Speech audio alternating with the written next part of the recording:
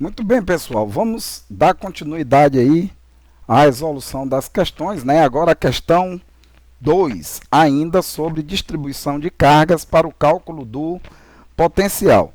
Nessa segunda questão, certo? Nós temos aí duas cargas, né, inicialmente.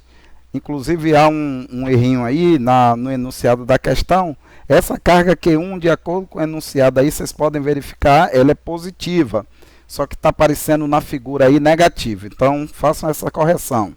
Q1 é positiva e Q2 é negativa, né? Então, cada uma colocada aí nesses pontos. Aqui é o ponto O, que seria o ponto de origem, né?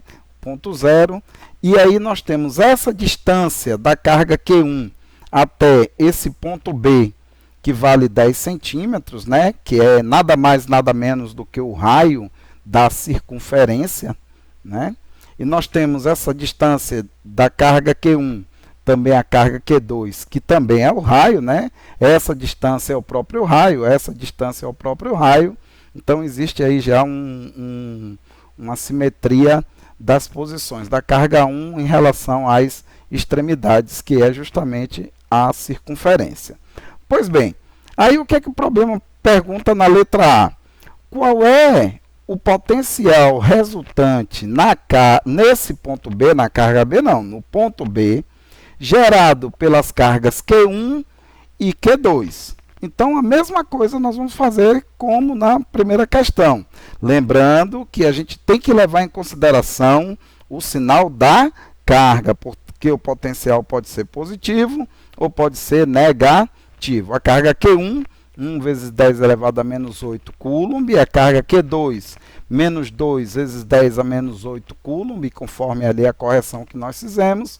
Então, calculando, quem é o potencial gerado pela carga Q1, né, na distância que vai do ponto 0, né, até o ponto A, né? Até o ponto A não, perdoe-me, do ponto 0 até o ponto B, que é o que eu estou calculando aqui primeiro. Por isso que eu estou botando aqui a distância do ponto 0 até o ponto B. Vai ser a constante eletrostática, que é 9 vezes 10 a nona, vezes o valor da carga Q1, que está sendo dado aqui, 1 vezes 10 a oitava, menos 8, dividido pela distância. Quem é essa distância? Essa distância é o próprio raio, que é 10 centímetros, dividido por 100, vai dar 10 elevado a menos 1, como nós já vimos na outra questão.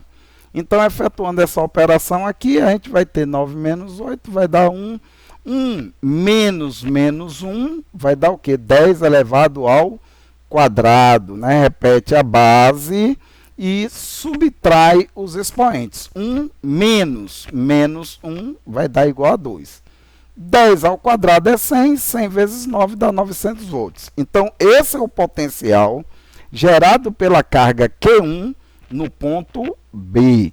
Agora, eu vou calcular qual é o potencial gerado pela carga Q2 no ponto B. E aí é que tem um detalhe agora. Tudo bem, essa distância aqui foi fácil, já é dado no problema. Essa daqui também eu já tenho.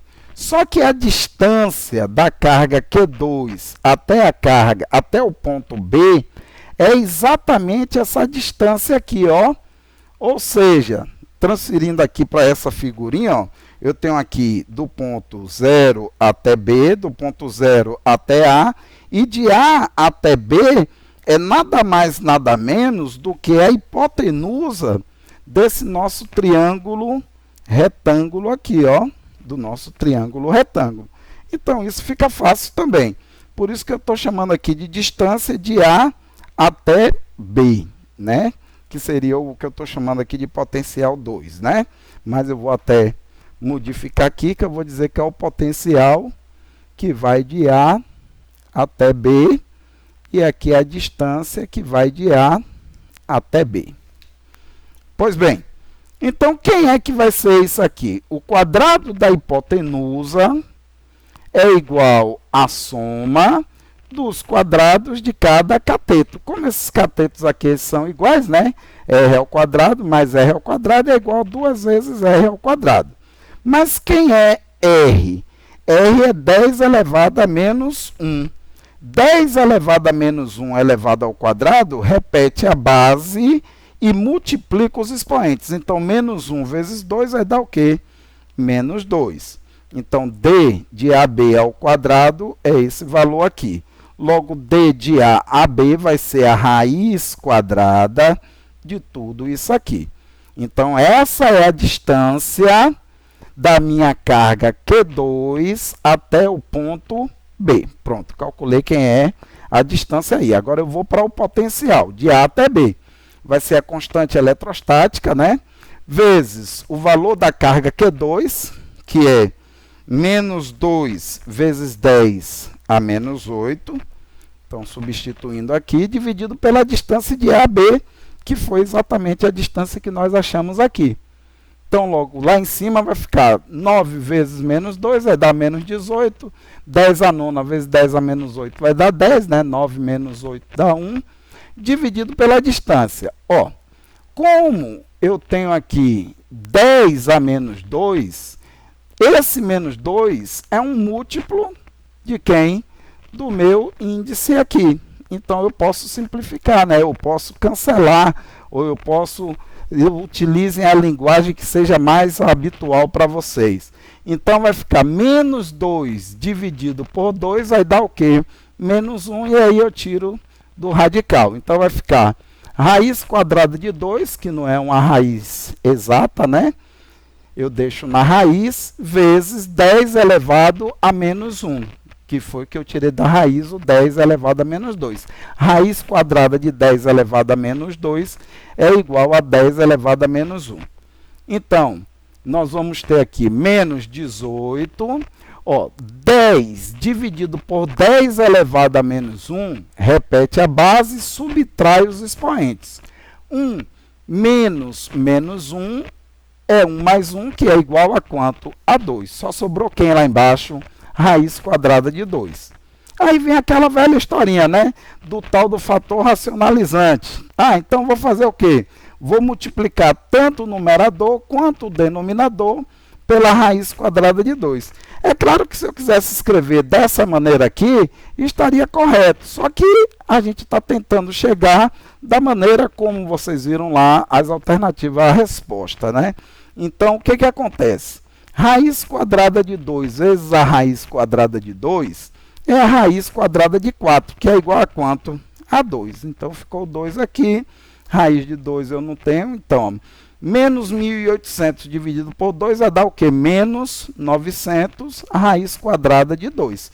Então, esse é o valor do potencial gerado pela carga Q2 no ponto B. Agora, de posse do potencial gerado por Q1 em B e do potencial gerado por Q2 em B, basta eu achar quem é o potencial resultante. E quem vai ser o potencial resultante?